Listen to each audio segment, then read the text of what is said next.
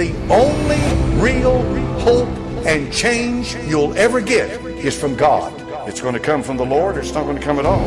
It's going to come when you admit that you can't do it and that you've got to have His help. And we have Mike from around the world. Is that you? That is me. God bless you, Sister Heidi. God bless you. How are you? I'm doing good. Oh, I'm on the hot seat tonight. Are you on the hot seat? Yep. Oh, we have lots of questions. So much is going on around the world. Can you help us? Let's go. Well, where do you want to start? Anywhere. Anywhere is fine. There's a lot going on, huh? Yeah. Can you tell us about Venezuela? Ooh, dark place. It's Yeah. a very dark place. Venezuela is. I think it's all coming to a head, but by the way, that area is a corridor. Venezuela and all those Haiti, all those places up there, it's a corridor. It's a problem spot, a military problem spot. That's where China has a great interest, and of course Panama's near there, Honduras, and all these little spots where China interacts and has a pretty big influence. So if we can actually subdue that place, America could be protected in its some of its more vulnerable parts. That leads up to Cuba, by the way, and Cuba is a staging area for Russia, right? That's already a problem. So, but Venezuela is very dark, and the only way to really subdue Venezuela is to go into it. Sad to say, because they have Venezuela. Most of the people there, it's a blending of Catholicism with Caribbean Santeria practices, right? But witchcraft is all over that place. Sorcery is used all over that place. Shamanic practices, it's a general practice all over that place, and they do some pretty bad things. Like for some of those practices that take place at least once a week, they have to have living human bones for some of their magic. This is every week. So, there's a lot of death in that area, and it pertains to black magic. So the better that place can be subdued, everybody's going to be in better shape. Yeah, it's a dark, dark place. Mm-hmm. So it is as spiritually dark as it is physically. And then Absolutely. They had earthquakes going on there too. Yep, absolutely. It is corrupted. I mean, corruption is, if a person were to go there and stay there for like a week, they would likely succumb to the atmosphere. You can feel it. It's a very thick atmosphere of darkness all the way around. It's almost like you're in prison or something. And then the people around there, you can look in their eyes. Many of them want to escape, but they can't. I mean, it's like absolute bondage in that place. So when he's teaching the civilians and putting guns in their hands, they don't really have a choice, do they? No, they don't. They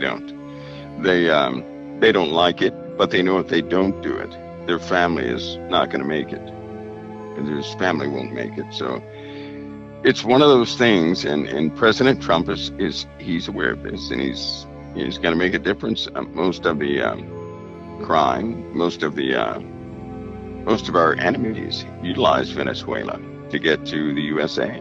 So if that place is captured, if Cuba is secure, Puerto Rico, Venezuela, next to Guyana and all those other places, if they are secure, America can at least have a secure waters in that immediate area, because right now they're not secure. They're just not secure, and something tactical is bound to spill over in a very short time period. So is that part of the strategic renaming of the Gulf of America? Yeah, it's a claiming, actually. It's a claiming of sovereign territory. Because if you think about it, the Gulf, that area has been utilized by China, by Russia, by, anybody else who hates the USA, attempts to get soldiers through into the USA. And sad to say, that's what's been happening over many years. Soldiers have actually been entering into the USA. through any, not only Mexico, but also Florida. Florida's a big area where people kind of wander into the USA. But of course, that's being taken care of, and it will come. It's one of those situations that it's been ignored for so long that now that somebody's doing something about it, the sheer number of operatives, I guess you could say, in the USA is alarming. And so that takes us up. Let's talk about that telecom situation that they stopped at the UN. Yep. Well, first I want to say that was one of a few places. That's ongoing. Mm-hmm. I say that because the equipment that was actually seized, if you look at it, SIM cards, yes. But some of the servers were actually Raspberries, right? Which is a very cheap computer board that you can buy from Amazon and load it up full of software and have it do just about anything you want it to do.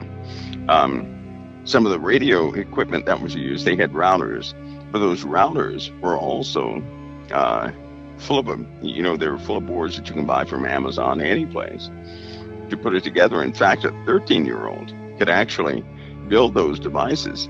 And that stuff being all over the world, that's not the only spot. It's not like that cost, billions of dollars to do.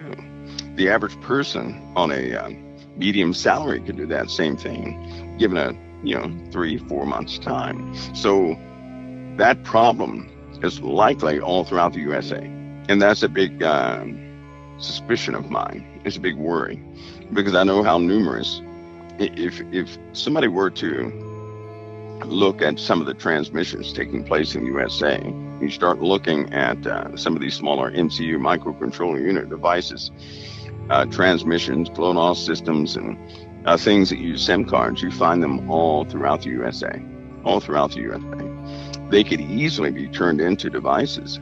In a matter of seconds, they could be spoofed or utilized to take down our cellular network. And I think that we've already gone through that. They just did not want to admit it when the cell companies went down, right? That was the same thing, because at the same time the cell companies went down, we had aircraft that also started to go down, if people can recall and match those dates together. So there were certainly something was jamming frequencies of 4G, 3G, and up all throughout the northern hemisphere, basically, essentially. But that's an ongoing issue. That's not over. It's not over. It's a vulnerability, and it's it's one of those things that is they're going to have to tackle this very carefully, and it will come with some compromises, but it's going to enhance security, because I'll say it again, this is going to lead to the great hack. I'm going to call it the great hack, when people in America and Europe and NATO countries, France, Spain, Turkey, all these NATO countries are going to experience a type of digital hacking event in which people will call for biometric devices instead of passwords. They're gonna want to get rid of passwords. They're gonna want secure networks because it's gonna come with great loss. That's the other problem, right? They could potentially lose everything through hacking. And with AI, they can be a type of automated hacking. So it's not a particular person, but a machine with instructions to fight all other AIs to accomplish, some nefarious things. That's the world we live in right now. Yeah, and I just saw, again, UK is coming out with the digital ID. We saw Vietnam. Yep. It was Vietnam, wasn't it, with the digital ID last week? All the Western states or Western countries, NATO countries, should be on board with the new network that's coming out. A brand new network is coming out. I heard Pastor Paul mention 10G, right? One of the primary reasons for 10G is to synchronize Earth-based devices with space-based devices. Space-based? Yes. Mm-hmm. We have platforms that are up in space. They're not mentioned. They will be soon enough, but they're not mentioned. And when people find out about those, they'll begin to realize how big the digital infrastructure actually is, but also what's at stake. So it's all going into motion this year. They're doing everything this year. I believe that some of the 5G towers already have some of the modded equipment on them to expand it. So they're in a rush. Mm-hmm. Yeah. So it's really quite amazing, actually, when you try to wrap your head around it. It is. Because like we're getting to the point that we're all going to be part of everything, right? Yeah. Well, if you think about it, we already are. Mm-hmm. Look at our dependency on technology, right? So the first step was getting people comfortable with devices. The second step was to get people to depend upon those devices and to see them as harmless. The third state is to integrate those devices into everyday life. And of course, the final step would be to integrate those devices into the biology of people. Anyway, no, I was just saying about the getting people ready for integration with digital devices. You know, here's one small thing, like television, right? Mm-hmm. Back in, I think it was like 2000 or something like that, there was a conversation about television, and they're doing everything they said they would do. First, there will be millions of channels, right? Right. So many channels, the person will not be able to really watch them all at once. And to surf through Hulu and all these other places, it's going to become quite redundant. So a different device is being developed that has something to do with the eye. And basically, whatever your mood is, what you're thinking, or whatever your brain waves indicate, it'll start switching through streams to give you exactly what you want. But they know that people normally don't stay and watch the same television show the whole way through. So this device will track everything, right? So you'll have at least a person will be able to consume, I guess you could say consume about, I don't know, 15 times more than what they can right now with comprehension of what they've been watching, right? Because people are information hungry. And with this device, it works with the eye. It'll be utilized as such. So we're going to see streaming services become these super centers, these super data centers. And of course, with the new device that people will have, they'll have information on demand, right? Mm-hmm. So it'll be much faster than anything else. You won't have to search. You won't have to do that.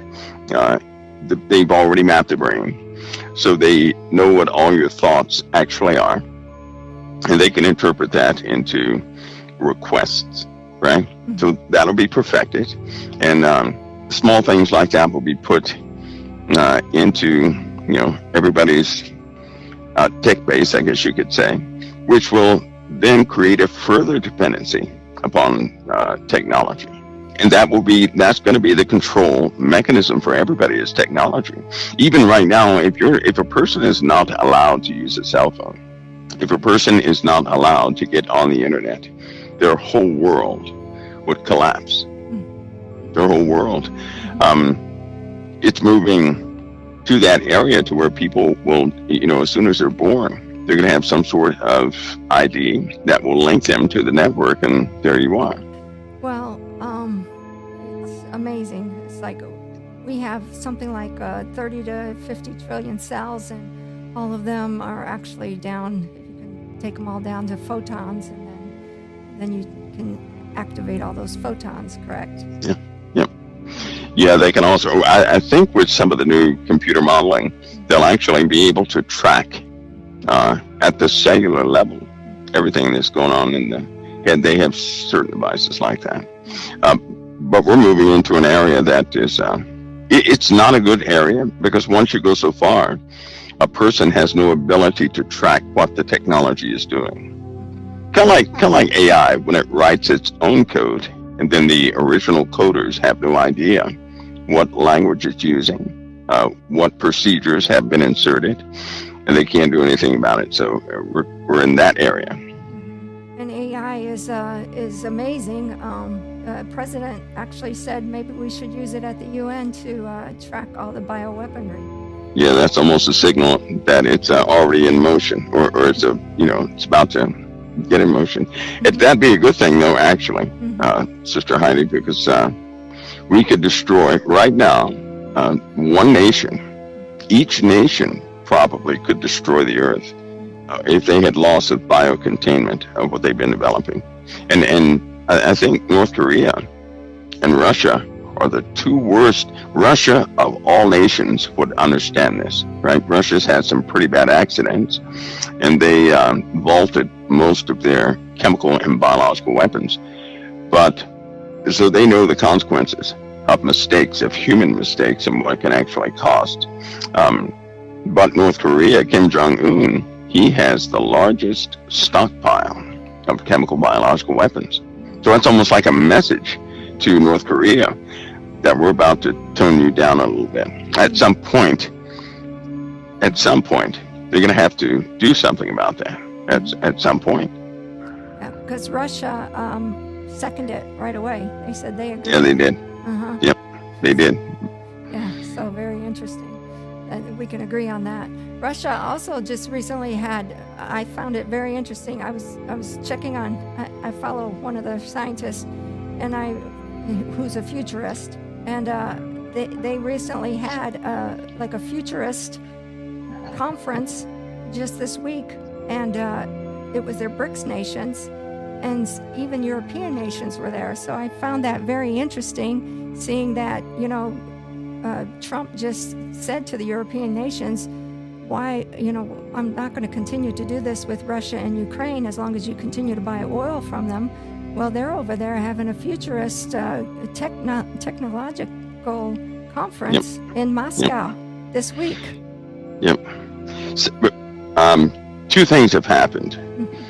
Russia, China, and a few other nations have started their own golden age, essentially. The USA is not quite in lockstep with that. So there's a tug of war right now, right? And Russia's they're going to probe Russia to see how financially stable it actually is. And Russia, so far, has been doing okay. And because they have the support of China, they have the support of some other places. And India is, sad to say, India is also seems to be supporting Russia, right, with Europe. So what the clear picture is this: the USA stands by itself with Israel, right? President Trump understands this. He will, on occasion, he'll throw out hints that this is the way it is, that we have no allies, that other nations can't quite be trusted. And the UN was a good example of that with the language of the recognition of the Palestinian people versus the recognition of Israel as a whole with Jerusalem, not Jerusalem being a part of some other nation's province. And Trump was totally against it, but you had all these other nations who started to speak out. And the Syrian president, everybody ought to keep their eye on this guy. This guy is everywhere. He's been with President Trump. He's been with every single influential leader in the world. And he's gaining respect and ground and everything else. It is abnormal. In my opinion, it is spiritual, right? Nobody gets that type favor without some sort of spiritual influence. And I'm not talking about a good spirit, but this guy is doing things that no person with his background should be able to do. No person. But he's making too much, he's gaining too much ground in the hearts of these leaders, including our president. That's interesting. Yeah, that's interesting in a bad way. This guy's doing it fast. He's not a good guy. Not at all. No. He's got a terrible history. Yeah, I even seen that Trump was thinking about getting Bagram Air Base back. I hope so. You think that'll happen? Well, I hope so. I really do. In my heart of hearts, I know everything's going to align by way of prophecy. Some of what is proposed to be done because it contradicts with prophecy. I know is wishful thinking, but the attempt is commendable. But I think we're in a time where the pieces are putting themselves in final position, is what it looks like. I mean, this is beyond suspicion. This is, there are too many absolutes that are happening right now. And Israel's position, the whole world is calling for their disarmament, essentially, right? For them to be subdued. And we know that's only a matter of time. President Trump's the only thing holding back the other nations from doing anything. But I heard something very disturbing, Sister Heidi. Okay. There was a conversation concerning President Trump. They said, just tell him yes. Tell him yes, appease him. Tell him yes, and then we'll go forward. Just tell him yes. So in other words, it's almost like by speech. They're going to deceive him by telling him yes to just about everything, right? But that's not what they're doing behind closed doors. Just like you mentioned, the conference in Russia, you have these other nations who are supposed to be, with NATO, doing things in the best interest of NATO, yet with what President Trump has proposed, not buying the gasoline, you have these same nations, joining conferences with Russia, moving forward as far as the futurist conference with technology. That's it's a big statement. That means they're willing to be in the future with Russia, and they're disregarding what President Trump is saying, so they have no intention of following through with what President Trump is proposing. So we have a world that's saying yes to the most powerful leader in the world, but in their hearts they're not with him. They're not, which means when his tenure is over, what happens then? What happens then? These guys are setting up for something. It's almost like they're preparing for his departure. And once he departs, the influence he holds is going to be gone, and they can move forward with what they want to move forward with. Now, that's I know it's a somewhat of a morbid thought, but you really can't help but to see it that way or in a similar way once you see the whole picture. Right. And that's what I was saying before. We have to frame everything as if it's, the next election. Always about 18 months before the next election, everything starts moving that way. For instance, silencing Charlie Kirk's voice. Yeah, and I believe that was absolute. That was odd. All right, I say that was odd because of this. That guy who assassinated Charlie Kirk, in truth, he may have had his emotions run away with him, right? There may have been an external component to that. And here's why I say that. This will get weird, but I know you like to research. Press Ball says you research everything. So people who get abducted by aliens, they say they got abducted by aliens, right? There's a phenomena that happens with him. And I should be okay to say these things, but these people have white spots in their brains. Okay, white spots. These white spots show up on CT scans. All of them across the board, no exception. Now, those white spots, that's not dead tissue, that's living tissue. This living tissue, the white spots, is not. It is not a sign of any known disease or any known condition, right? So there is a condition where you have white spots on the brain, but that's not it. These are different. All these people have that.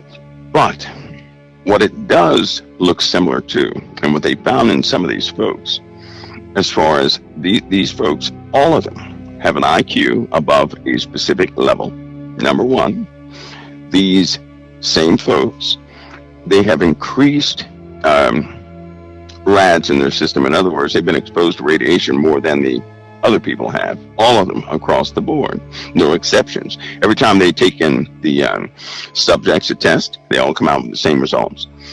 These same people have other traits that are similar, but do you remember the Havana syndrome? Yes. Okay, they have telltale signs that they've been exposed to the Havana syndrome.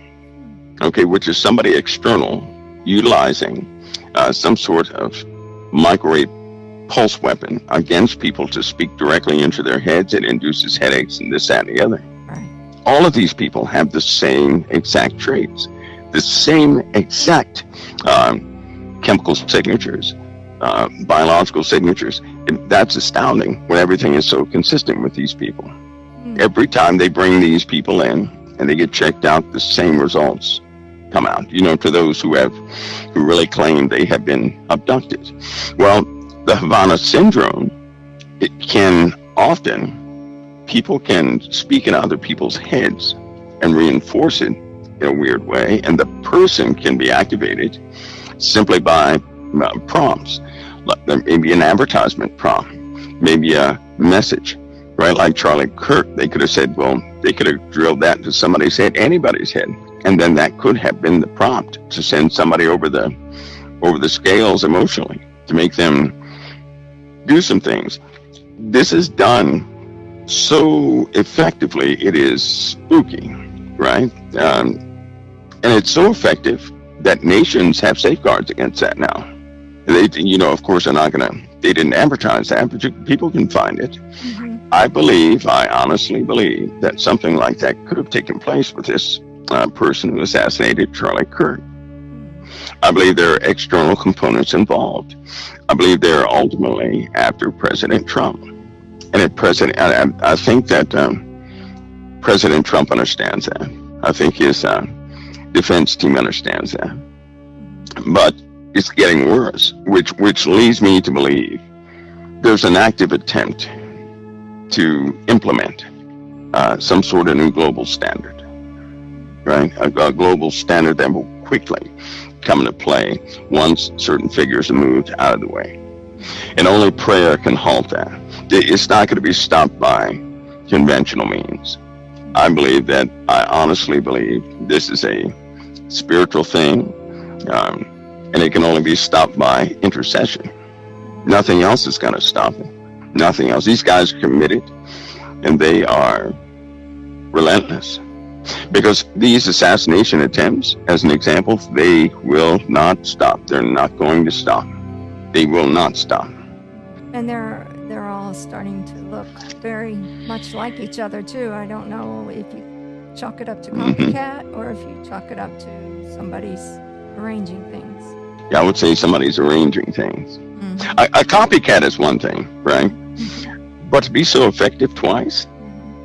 But then here's another telltale trait of Havana syndrome is that there are active things you can do when the event is taking place to cause a person to have cloudy thoughts, as though they have somehow they can deplete vitamin B12 in the system of a person to make them believe that, to make their thoughts kind of fuzzy. So they see somebody on the roof and they say, is that somebody on the roof?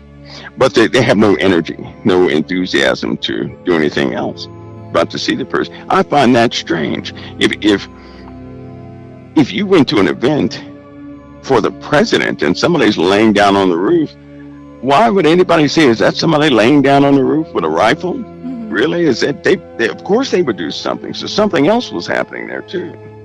It's almost like the state of the people that were there was different. It was just different. Yes. Interesting thing, the Aviv Clinic here in the Villages actually was treating Havana syndrome. Mm-hmm. Yeah, just FYI. They're very fascinating. Mm-hmm. So, what about Pete Hegseth calling everybody to Quantico? What's going on there? All the generals. Well, everybody has to be on the same sheet of music. Mm-hmm. How about that? Okay. There has to be a at some point, somebody has to ask the question.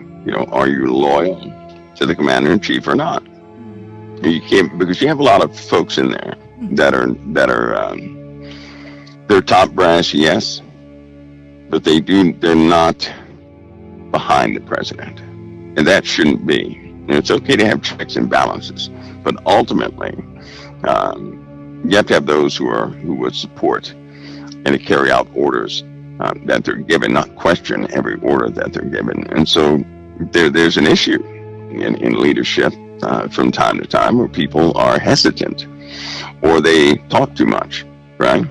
Or they leave their phone on and they start, talking trash, and they think that nobody knows it. So to announce that publicly, to let that be public, should let everybody know what that is. If it were very, very serious, not one person would know that.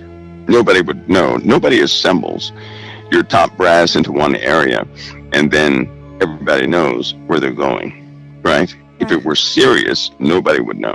Yeah. Everybody would hear about that after the fact, right? So this is about accountability. Who's loyal, who's not, who's going to stand by their oath and who's going to break their oath. One of those type things.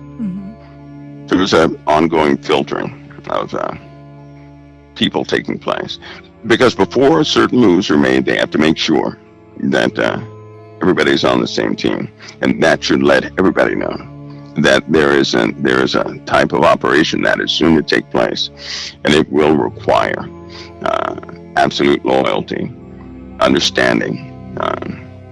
That normally means when they take big steps, people are not going to understand why it's being taken, and not in all degrees, and so you need absolute cohesion in the chain of command when things like that take place. And so we're seeing the beginning of that. Everybody's coming to an understanding. Yeah. Absolutely. So, speaking of that, trying to make sure that we have cohesion in the Secret Service, how does an escalator get stopped in the middle of them trying to go up at the First Lady and the President? Well, that is the UN. Okay, that place is like a dusty hotel. It is, if anybody's ever been there, and it's weird too. They don't exactly. Sometimes they do little things on purpose, and they ignore a lot. Although it looks bad, right? Because it looks like somebody did that on purpose. That's what it looks like. Because those elevators can be controlled. That's a fact. You have a person controlling those elevators, and that's their only job. But if you take a glance at the person that was part of the security that stands up with the speakers, then you'll get a good clue in who they hire for security. Right? They're not. I don't think they're quite up to par as far as their job is concerned. And the president coming in there, you would think they would have taken extra steps to ensure security, ensure the systems are okay. I just don't believe that was done. I think that people have such disdain for President Trump, that some people have personal feelings so strong, they're not going to go an extra step to make sure his security is okay. And then you have other people higher up, they're not going to ensure that their subordinates ensure that extra security is taken. I just think there's a lapse in security at the UN. I think it's a place that's divided. The UN their role is not quite defined as far as the president's concerned, right?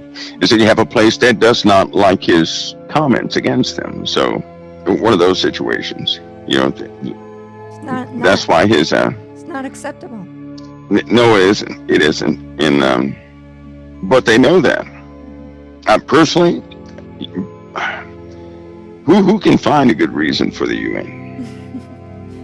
I mean, I know it's humanitarian. As their major, what they end up doing is people pour billions of dollars into the UN, and what they go out and do is provide humanitarian support for other folks. That's all they do. They control logistics, things like that. But outside from that, they argue in chambers, and nothing is done about it. It's a bunch of stacked up paperwork with proposals that stay there for years and years and years, and there's no solution that I'm aware of that ever came from the UN that actually solved anything. Not good. But anyways, I digress. What about the Gaza 21-point plan that President Trump has? Are we ever going to get the last hostages out? If any hostages are actually left. I had a bad thought. In the Middle East, it's a known fact, there's a tactic of stalling that nations use and terrorist organizations use when there's no chess pieces to negotiate with. Right, so they will hold up an appearance of hostages. But I think that people might want to really consider that those hostages may not be there. And I know nobody wants to hear that, but yet there's not enough emphasis. You know, what happened to the cry for the hostages every single day? It died out. Well, that tells me somebody knows something, right? And they don't know how to communicate that. So, you know, at some point that's not going to work anymore. At some point it's going to be exposed. And I believe it's soon to be exposed because President Trump is going to demand that either they be turned over or they finally disclose what has actually happened. And he's going to put himself in position. He's going to put some pieces in position where they have no choice but to do that. Mm-hmm. Because what he's doing right now is he's putting them in controlled hands. They just can't see it. If you look carefully, they're being put in controlled hands. That's what's happening right now. So you have to put the squeeze on some of these folks so they will not give an inch, sad to say. Right. And as far as Hamas is concerned, in my opinion, they'll never get rid of Hamas because Hamas is an ideology of which too many people have, and they they hate the USA and Israel, and that hatred is spreading in the Middle East. It's really spreading. You had teenage kids, young kids, who saw their parents die in what they think was a war, an unfair war. They don't know about October 7th. All they know is Israel mutilated their parents. That's all they know. And so they hate Israel for that. Imagine a child growing up with that type of hatred. Of course they're going to turn into Hamas, right? And so you have millions of kids over there just like that. And they have a hatred. Some of these kids, this is from direct observation. Sister Heidi, you have 9-year-old, 10-year-old, 11-year-old children who right now would blow themselves up. And how do they know this? They have these situations where the kid does not know it. The kid believes they're real explosives. They have situations and they'll put a kid through a scenario and the kid does not know it's a scenario. They won't make the child do anything. These kids voluntarily put on an explosive vest and run into places and press the trigger, right? Because some of those triggers are like Claymore triggers, some are like strings that you pull, but they do that voluntarily just to see if they would do it or not. And there are too many kids who would voluntarily blow themselves up and everybody else. For the sake of hatred. They're not doing it for their deity. They're doing it out of hate, and that's what makes this era different than any other. These kids are not doing it for Islam. They're not doing it for Allah. They're doing it out of pure hatred for Israel. We're in a different time. Because we've had more bloodshed than ever. Mm-hmm. We're in a very different time. Mm-hmm. Yeah, we were talking before you got on here about Gaza. It was one of the 5 kings. It's an ancient place. Yeah. And so there's ancient entities emanating from Gaza. Absolutely. Yeah, they are. And the bloodshed that has happened over the years and the years and years, and now, as you said, the bloodshed continues. It's just the hate is ingrained. Yeah, it's growing. But by prophecy, we know the Lord will put an end to it, but only He can. Nobody else can. It's another factor. People may try to subdue that area. Everyone has failed. Everyone has failed. And according to prophecy, only God can do that near the end. But we're close anyway. There are some things that we'll go through and see where people will begin to make sense of that situation if they still have the word, because we'll also have a famine of the word of God too. Yeah. So what do you think about Charlie Kirk, do you think we're going to have revival out of that movement? I think many have picked up the mantle. You know, a lot of people, I take a lot of heat for things like this. I do, because I like to tackle the tough things. You know, a lot of people thought that Charlie Kirk was racist or something, right? They get the little sound bites and they hear things and they pull them out of context. The truth is, Charlie Kirk discussed things in a common language. In this world that we live in, certain races will have you omit certain comments and things because they are, because only they can say that. It's almost like if I were to tell you, well, I can call this person stupid, but you can't.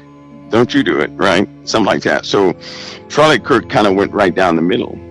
So he would actually utilize the terminology that was utilized, not in a racist way. He would do that in a racist way. But he was doing that in a responsible way. If a person breaks into a store and they steal stuff over and over, right? Then what are they? They're not an upstanding citizen, right?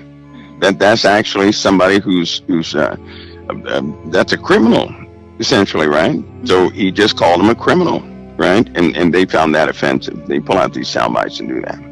But his points and his what he was actually doing, feeding into young children and inspiring young children about Christ, they're picking up the mantle. I thought it was amazing that you have kids of all races who listen to Charlie Kirk, but one of their number one comments was, he's the reason I gave my life to Christ. Now that's very huge. And you're talking about all races across the board. So they'll pick up his work. They'll continue his work and continue to go forward. They'll do their thing in their time, but his work it's not going to stop. He was actually trying to liberate people from these old systems that people build to imprison people in, right? Having people, like a lot of people used to believe they would have to agree with certain things. And he told them, no, you don't. You don't have to agree. You don't have to go along with that. Go along with your faith. Because let's go ahead and face it, there have been a lot of people who come in this country who do not regard Christ. They do not regard anything in the Bible. In fact, they hate the Bible. And a lot of these policies that were beginning to come forward were inclusive policies for people who hated Christ. Well, this country has a Christian foundation. There's no other foundation for this country but a Christian foundation. And he reiterated that over and over again. And all these people who came up attempting to deny that, wiping away history to deny that, he put that back in perspective. That's what they hated. They hated it because he stopped some of the spiritual nonsense that was coming from so many different places. That was a true hateful reason. Right? Because you have people out there right now who are they're just terribly racist or terribly mean, and nobody says anything about them. Charlie Kirk, what made him different is he stood with Christ.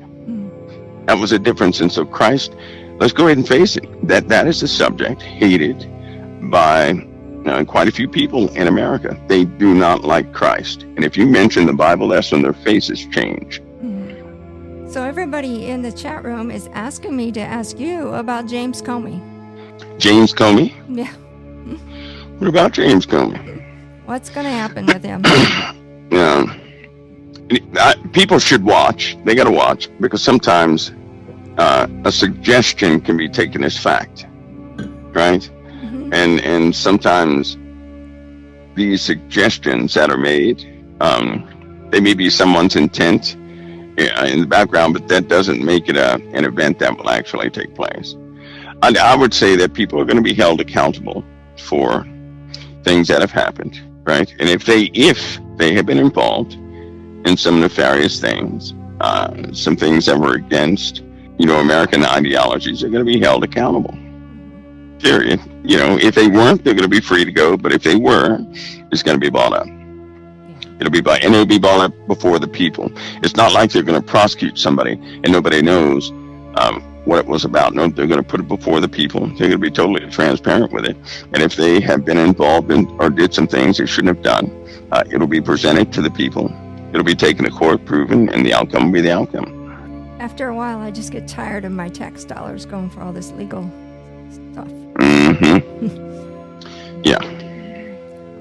But what about the comets? They say they're what are we supposed to have 7 more comets before the end of the year? And Yeah, we have a type irregular grouping of objects that'll be here this year. So 2025 is a very different, very strange year concerning that. But hey, these objects are going to become more and more numerous. I just hope that we're going to get beyond the point of research and discovery, and we're going to have to deal with ramifications of what we talked about. And so I hope that people they have some sort of mitigation plan for when these things begin to breach. Because people are not going to have to prove to anybody that we're in trouble from the heavens. Nobody will have to prove that. It's going to be a weekly, it'll be a devastating thing every single week that somebody's going to have to encounter. And we're going to have to really learn quick how to live in a world full of ash, full of debris, full of a changing sky, with a bunch of new substances and chemicals we haven't dealt with before. We're moving towards that quickly. Some of these objects that are coming by, it's almost like they're heralding that. But there is a marker. There is a marker. People will see 2 huge comets with long tails crisscross. That crisscross should stay up in the sky about 3.5 days. Almost exactly 3.5 days. Can you imagine that, seeing 2 comets with crisscross tails in the sky for about 3.5 days? Think that'll be a sign? When are we going to see this marker? Well, that conjunction is coming quickly. And these 2 objects are coming from 2 impossible places. They'll come from 2. I bet you I'll be low. He'll see one and see the other. And he'll likely be the one that say they come from 2 impossible directions, 2 impossible places. Because there's some areas we normally don't get anything from. Are they interstellar? Is that what you're saying? Yep. Yeah, they're not local. These are not local. But I'll tell you something, the government is sad to say, but they have their black projects, and they don't share anything in that realm with any public entity. They don't. They recruit from colleges, but they do not share with colleges. They don't. That should have been painfully evident with some of the arguments that Avilo brought forward, right? And some of these other guys that are speaking about some of the UAP phenomena. They don't like to share. So it's almost like everybody's on a different sheet of music. And on occasion, there are people who get to see all types of information from all sides, and they can put it together. On occasion, that happens. So what about the comet, the obvious comet, what is it, 3I? I hope they catalog it. I hope they get to learn everything about it. Here's why. If we have nations, here's a grounded reason why. We have nations that don't exactly like us, right? So it would be good if we could identify all types of things that fly in space so that we don't misidentify something, right? And the more we know, the better we're going to be able to identify and mitigate any type of activity up there that shouldn't be up there. We have a lot of satellites up there. There are a lot of space-based platforms in space. I mean, it would blow your mind how many space-based platforms we actually have up there. Elon Musk, his is like call his lower altitude objects, but in the higher altitudes, we have a lot of stuff up there. A lot of things that people would be shocked to know that we have up there. And the more we can identify, the faster we can react to things that are truly unidentifiable, or things that could, hurt us in the long run. Yeah. In fact, I was studying out, like I said, one of the Russian scientists I've been following, and they have these nano libraries, which I knew that they took the nano Bible and put it on the bear's sheet, you know, the rocket that went from Israel. But apparently they have all these libraries all over space and deep Earth, and deep within the Earth in several places. So that's quite fascinating. Or they call them the authorization or the rites of passage text, I believe they call them, or something like that. Incantations. Some of them have incantations. It's the reason why they name certain spacecraft. They put certain symbols on them as a rite of passage. So you're dealing with the ancient world. Something of the ancient world goes on everything that flies. Now that's interesting. Anything that flies, you're going to have ancient symbology on there. And SpaceX also helped get some of those rockets where they need to go with the libraries. Yep. And we're a lot further along. You know, if you start looking into that stuff, it will take you down a weird road, but then you find out some of that weirdness is quite common. Yeah. It's just that it's just not, you know, popular knowledge, or a lot of people just don't know about it. Yeah, it's very interesting. In fact, you can sign up and have your name in the library if you want to. Nope, not I. I want my name in the book of life only, no other books. There you go. The books are open right now. Yep. We're in the 10 days. That's right. That's right. That's right. I will say one thing though, Sister Heidi, to your audience. The audience will soon see what's happening in the world, right?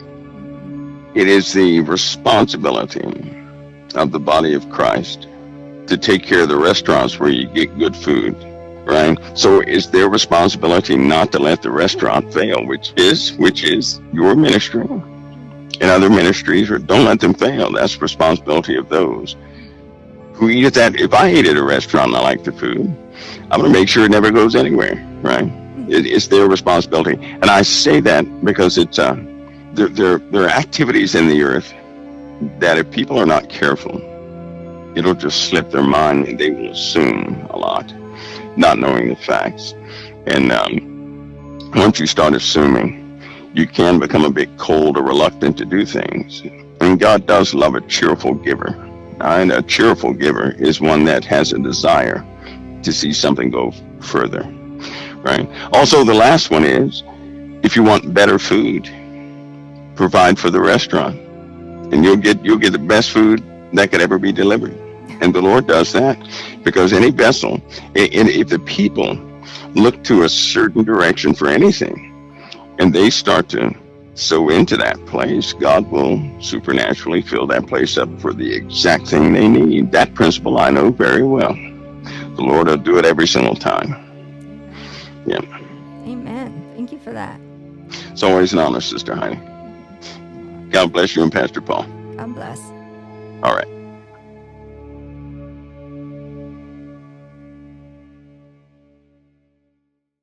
COT's base of operations is right here at thecouncilofTime.com. COT has no other outlet or venue. These are other folks who will rebroadcast. Anything COT does is by the main page here at thecouncilofTime.com. Also in the last days perilous times shall come, for men shall be lovers of their own selves, covetous, boastful, proud, blasphemers. It takes the grace of God to change us, folks. How can you be saved if you're not willing to repent? And the Lord Jesus Christ said, except you repent, you shall all likewise perish.